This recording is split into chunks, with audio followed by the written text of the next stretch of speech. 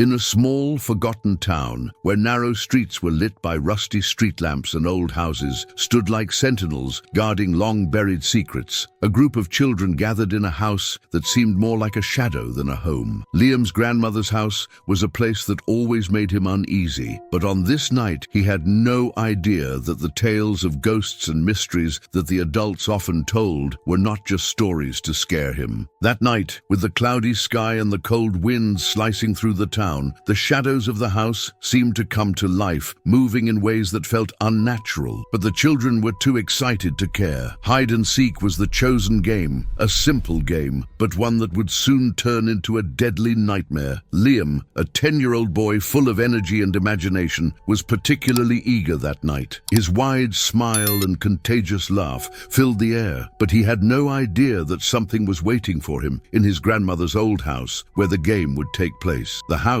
with its creaky floors and walls adorned with faded pictures, was just another backdrop for their childish games. But as the game of hide-and-seek began, Liam would soon realize that something was terribly wrong, something that went far beyond his understanding. As he started searching for his friends, the laughs and shouts that had once filled the air started to fade into eerie silence. When he finally finished counting and began to look for the others, the house was strangely quiet. Liam moved from room to room, searching for his friends, but found only shadows. There were no signs of laughter or hidden voices, as if the sounds had been erased. He looked under the beds, inside the closets, behind the curtains, but there was no one. His heart began to race, and the discomfort that he had tried to ignore was now turning into a full-blown panic. When he finally glanced down the dark hallway where one of his friends, Max, usually hid, he saw something that made him stop dead in his tracks. One of the boys was standing there, motionless,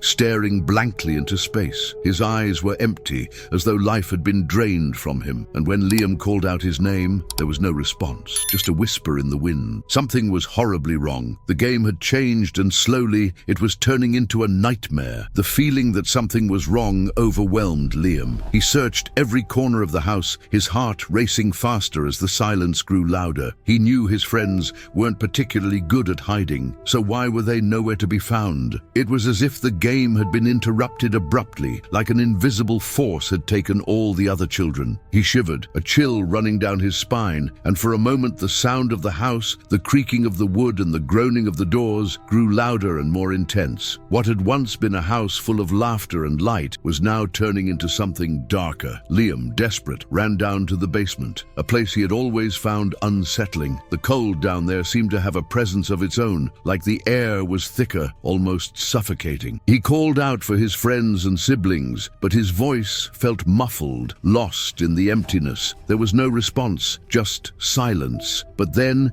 he heard a faint sound, a low chuckle, coming from the depths of the house. He froze, his throat dry, and his body paralyzed with fear. He turned, scanning the shadows, but saw nothing. It was then that he heard it again, closer this time, a sound he couldn't ignore. It was as if something or someone was behind him, watching his every move. Liam rushed back upstairs, the light of his lantern flickering nervously in his sweaty hands. He turned into a hallway, his heart pounding. That's when he saw it for the first time, the unsettling figure of one of his friends, standing perfectly still, staring into the void. But something was terribly off. The expression on the face was empty, as though the person wasn't really there. His eyes, once lively, were now dull, as if something had taken over them. Liam didn't know what to do, but something deep inside told him he needed to leave, fast. The game was no longer fun, and now it felt like a fight for his life. The feeling that something was wrong took over Liam completely. He no longer knew if he was dreaming or if this was reality. But one thing was clear. The house, with its old walls and creaky floors, was alive in some way. The sound of the wooden planks, groaning under the weight of time, now seemed far more threatening. With each step he took, the floorboards creaked louder, almost as if they were protesting his presence, warning him of the danger lurking nearby. But what scared Liam the most wasn't the sound of the house. It was the growing sense that he wasn't alone. Something or someone was moving with him, following his every step, watching him. He decided to head up to the attic, a place he had always avoided, but now seemed like his only option. As he reached the door, the wind caused it to creak open, almost as if the house itself were inviting him in. Liam hesitated for a moment, but was driven by some invisible force, crossing the threshold into the attic. What he found there was the last place he wanted to be. The attic was shrouded in total darkness, except for the faint glow of his lantern, flickering in his trembling hand. The shadows in the corners of the attic seemed to move on their own, twisting and stretching as though they were alive. And there, in the midst of that darkness, Liam heard it. The laugh, a low, sinister laugh that seemed to come from every corner of the house. The laugh wasn't human. It was distorted, as though something or someone was trying to mimic a child's laughter but couldn't quite manage it. The voice seemed to infiltrate his thoughts, seeping into his mind, mocking his innocence. His heart raced and his legs grew heavy, as if the very air around him was pushing him down. With each passing moment, the house seemed to close in on him, pressing him into the dark corners where he could barely breathe. He looked around and for a moment thought he saw something or someone moving in the shadows. But when he turned to face it, there was nothing. Only darkness, only the laughter, and that voice, still calling his name. With his heart pounding, Liam stepped forward, but the floor beneath him felt as if it were giving way. It wasn't just the floor, it was the house. It had taken a form. It was watching him, waiting for him to make a mistake. He tried to scream, but his voice didn't come out. It was swallowed by the house. The only sound that remained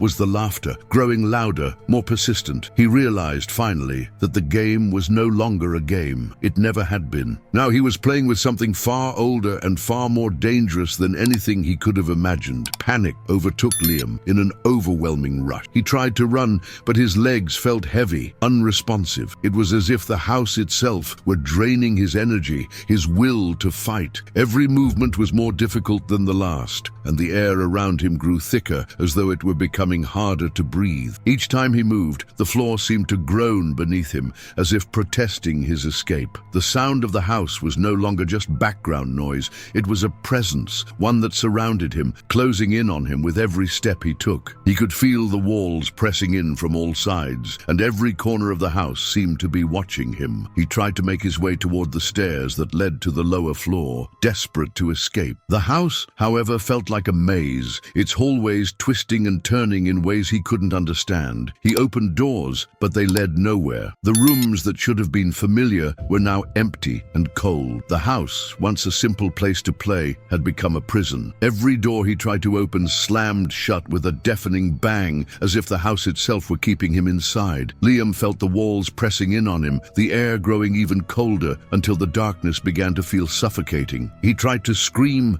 to call for help, but his voice was swallowed up by the oppressive silence. His cries echoed in his own head, but nothing outside answered. The house seemed to mock him, to laugh at his desperation. The cold increased as he moved, and his breath became visible in the air. The laughter, low, sinister, and almost gleeful, filled the space around him. It was as if the house was alive, playing with him, toying with his fear. And the worst part was that Liam couldn't see anything. There were no shadows, no figures following him. It was just the overwhelming sense of being watched, the suffocating silence that pressed in on him from all sides. Then, just when he thought he could take no more, he heard the footsteps, soft, almost inaudible but unmistakable. They were getting closer. He turned but saw nothing, only the blackness that surrounded him. The footsteps echoed again, this time more distinctly. They were behind him. Or were they in front of him? His mind was playing tricks on him, but his body knew the truth. He was not alone. The house was closing in on him, and there was nothing he could do to stop it. The laughter grew louder, and the voice, deep and malevolent, whispered in his ear, "Liam, you're next." The darkness of the house seemed to swallow everything around Liam, and he no longer knew where he was. He had lost all sense of time, lost control of his own thoughts. What had once seemed like a simple game of hide and seek was now revealed to be a cruel game, controlled by an invisible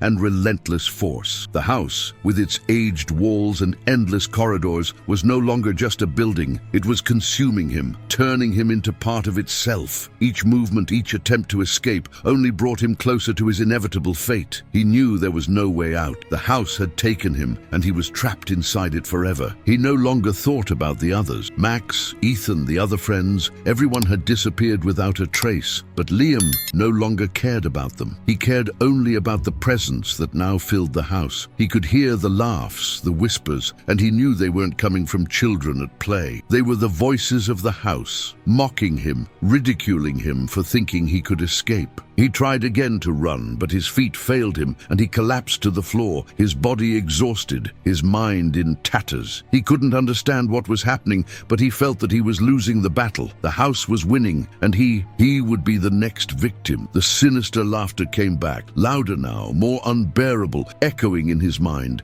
And then, at the end of the hallway, Liam saw it. A figure, no, a shadow, standing there, watching him. Its eyes were empty, like black holes, and its mouth twisted into a grotesque smile. Liam recognized the figure. It was him. But it wasn't the Liam he knew. It was something the house had made him into, something the house wanted him to be. He took a step forward, but his feet sank into the floor as if he were being pulled down. The air thickened, and the final laugh reverberated in his mind, echoing through eternity. The house had beaten him. Liam was swallowed by the darkness. He knew there would be no rescue, no escape. He would become part of the house, just like the others before him. The game of hide and seek would never end, because the house would never let anyone leave. The last child to hide would never be found. The game was over, but the terror of the house continued, waiting for the next victim, the next child to play hide and seek. And no one knew what really happened to those who entered that house, except the house itself, and it never forgets.